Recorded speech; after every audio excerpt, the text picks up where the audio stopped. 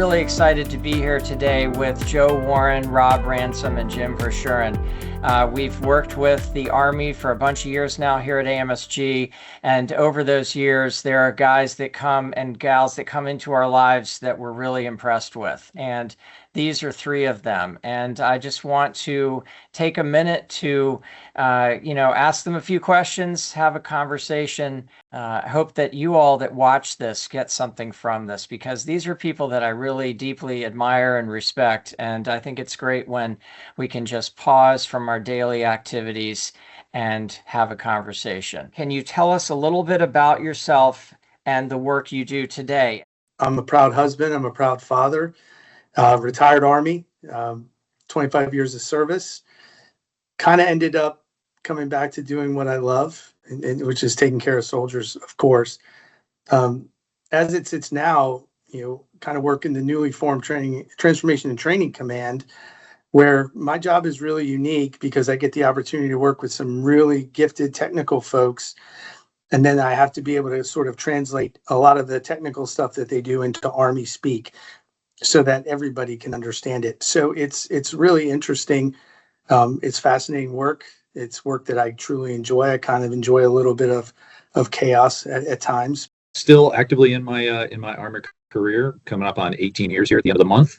And so I started out in the infantry, went over to communications right around the 3 to 4 year mark, and then further focused down onto data systems and data analytics in Army communications.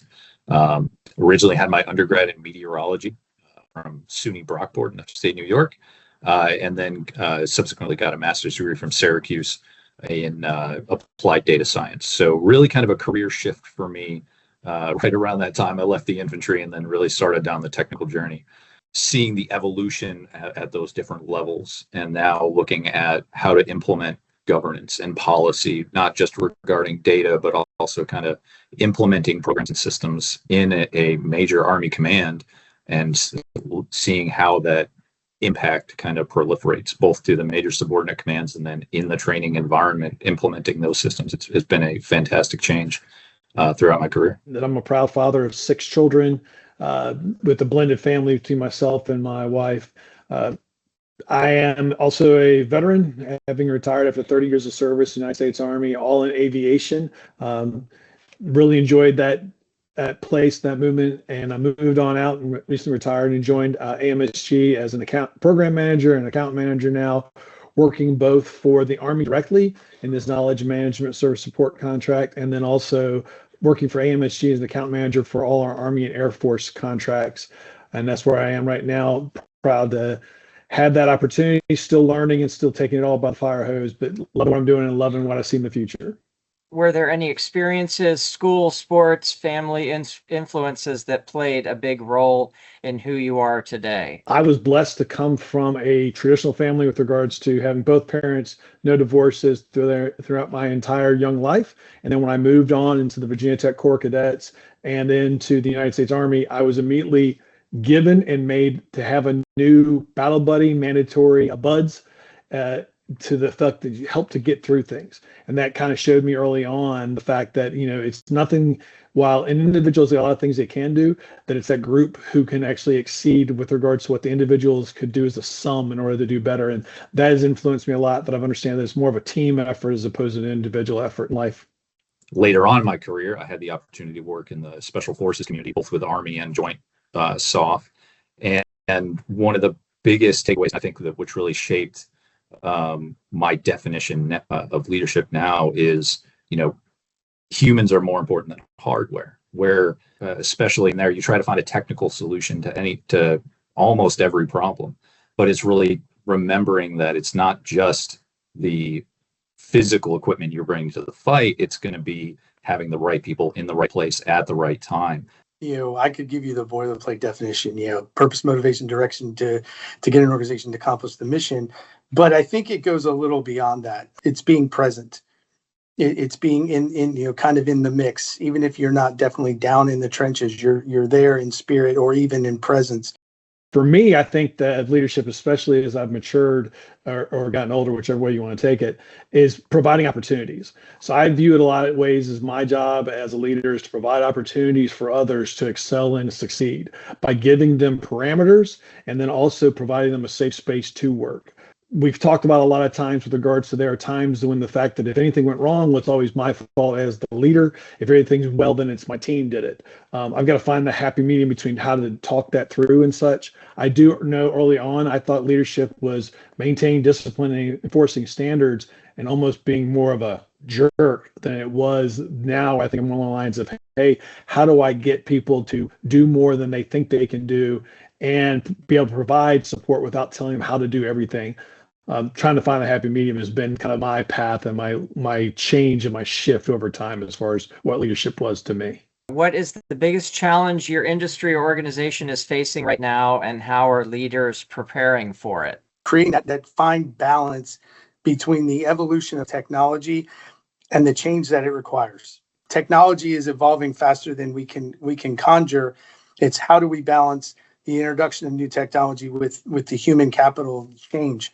But from a leadership perspective, I think one of the biggest things that has to happen, without a doubt, is we as leaders have to be informed, and then we as members of a team have to inform our leaders of everything that's going on, the good, the bad, the ugly, and most importantly, and I know Joe's going to probably say it, is we have to be able to articulate that risk. What's the risk to the change, and what is going to happen? And I think without that, I think we end up kind of spinning wheels a little bit with no forward momentum. But it's a balance, and it's a very, very, it's almost surgical precision that we have to be able to balance those requirements. We've had a lot of change as both changing in administration, changing in organization, changing in structure, and understanding that while that change produces opportunities again, some people do not see the regards to the fact that they have to accept they have to change, and understanding whether it be technical, whether it be administrative, whether it be a leadership level, whether it be no longer being the leader, but now the person who's listening and more working in combination with others. You have to be able to accept that change. And then you're going to see people that are going to have different levels of ability and kind of working from that.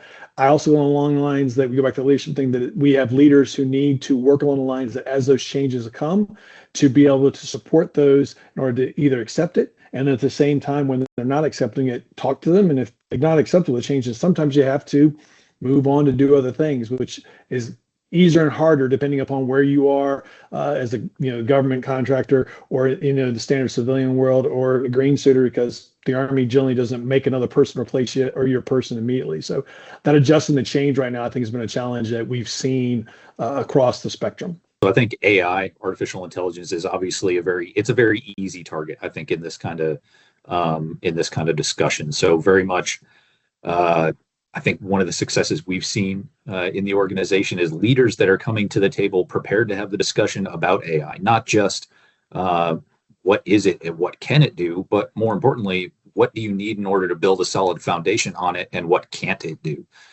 So certainly looking at different technologies and finding, again, not just what the capabilities are, but what the limitations are, so that leaders that have the authority to allocate resources can properly kind of provide a focus or an end state of how do we want to best leverage this capability in the organization in the decision or targeting cycle. I think is where we have been and where we'll continue to see kind of a lot of successes.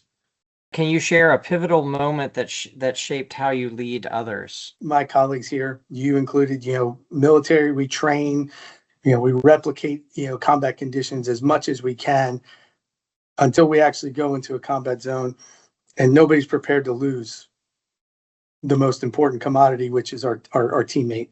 And so losing a soldier in combat shook me to my foundation. It led me down a really dark path. I thought that I failed, that, I wasn't a good leader, and that, I could have done all these different things.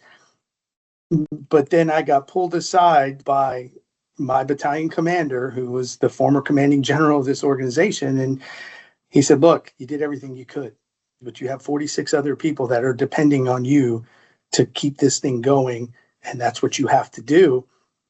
And it really changed my outlook. And I know Joe talked about it pretty heavily, is investing in that human capital and understanding that, people are the most important thing, because they're, as combat proves, they are a commodity that can go away very quickly.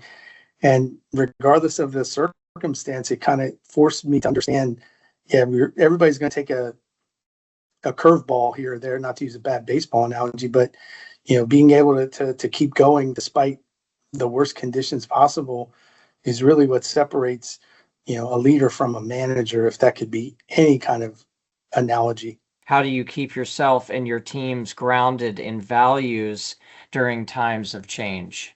Obviously, your point, Jim, to kind of our organization being a fine example of what does change look like at a major Army command. Of course, over the last year, combining the two commands and then kind of the overall shift that the Army's taking or has taken over the last year is a profound and I think unique situation that I don't think a lot of people have been in.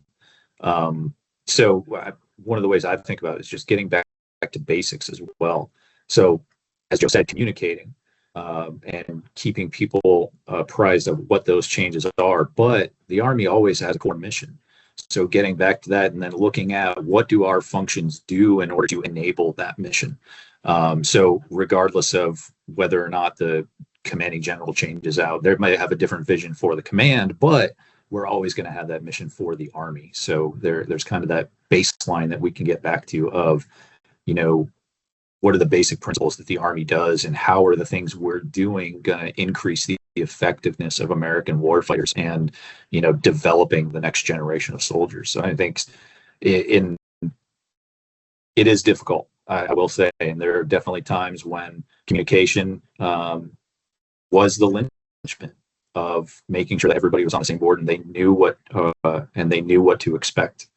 And a lot of times that at every level that becomes more and more difficult. So, but yeah, for me, it was always just kind of staying focused on the basics of what are we doing for the Army and how are we improving our ability to fight and win the nation's wars. If you could have any superpower, what would it be? Without question, Jim, I would ask for the power to heal. Too many people in the world suffer, and if I could help alleviate suffering for people, I think that would be used for good. For me, I was a little more selfish. I said I wanted to fly. I've fallen out of some pretty good aircraft that were working pretty well for the Army on some times. And after the initial shock, that pause and that time period that you have to where you're just floating, and before you hit the ground at 13 miles per hour because gravity wins, that ability to fly would be something I would love to have. I would love to be able to transition and go to different places at my speed, take and see more of the, the goodness that's around us and what we've been blessed to have. Time manipulation kind of guy. Do I want to get through something that I'm struggling with quickly, or do I want to take time and appreciate what that struggle is? To what Joe said, taking time to be able to appreciate what we have and then kind of absorb everything that's around us. What would your 10-year-old self think of your life today? My 10-year-old self would say, wow, I guess it really is important. You really do need to study, because studying is a lifelong commitment. It's not just academic. It's like you said, Jim, it's studying people, it's studying culture, it's studying an organization. And the more you know, like the old 80s adage, the more you know, the better you are. And I think that right there is probably the biggest thing I would tell my 10-year-old self. And I'm doing the math in my head. That was a long time ago. Mine's a lot simpler. You just wonder why I wasn't a pilot yet. That's good, Rob. Love it. To tell that young self is like, hey, you don't have to be at a 50-year-old level at 20. Remember, it took 30 years to get there, and try not to chase that. So that'd be the biggest thing I would tell my 10-year-old self is stop chasing the future, because it's going to come plenty fast. Oh, well, guys, thank you, Joe. And thank all three of you. Thanks, Chrissy, for organizing us today. I can't thank you enough for coming on our segment called Leading Voices. It's been such a joy to hear your thoughts and your wisdom. And thank you for, sharing it and being a little vulnerable in doing the sharing, and because that's what's important. And I hope that those of you that watch this segment at some point, you get something from it. You take something away from this that helps you in your lives and your leadership journeys, whether you're currently seen as a leader on the org chart or you're a leader that's, the unseen leader, because we are all leaders in our lives, all of us, at home, at work, in our communities. We're all leading. So this is a great way to learn from others and the journeys that they've been on and continue to be on. Thank you.